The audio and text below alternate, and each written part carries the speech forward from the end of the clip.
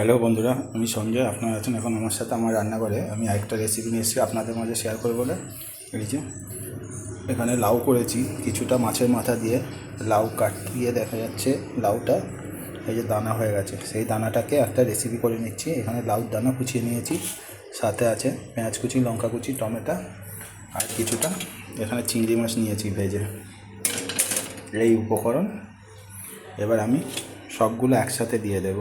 কড়াতে অলরেডি তেল দিয়ে দিয়েছি।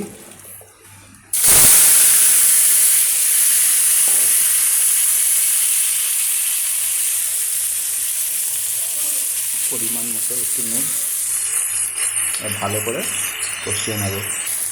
এই যে বন্ধুরা মোটামুটি হয়ে এসছে। এবার আমি হলুদ গুঁড়ো, লঙ্কা গুঁড়ো অ্যাড করলাম। এবারে ভালোভাবে আবার কষিয়ে নেব।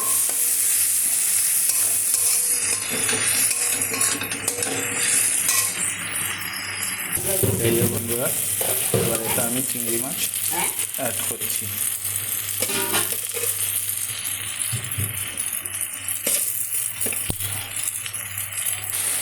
এই যে আমি একটু জল দিয়েছি পুরোপুরি সিদ্ধ হয়ে যাওয়ার জন্য। আমি তো চিংড়ি মাছ দিয়ে করলাম, আপনারা চাইলে যে কোনো মাছ দিয়ে করতে পারেন।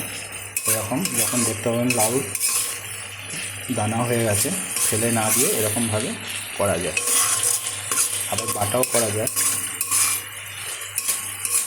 এই যে কত সুন্দর হয়েছে, সুন্দর।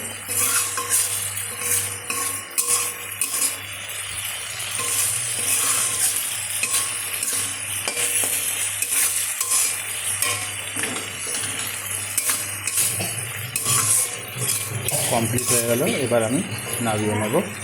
পুরোপুরি কমপ্লিট। এবার আমি নামিয়ে নিচ্ছি। কেমন হলো অবশ্যই জানাবেন বন্ধুরা। আজকের জন্য এখানে রাখছি। দেখা হচ্ছে আবার নেক্সট ভিডিওতে।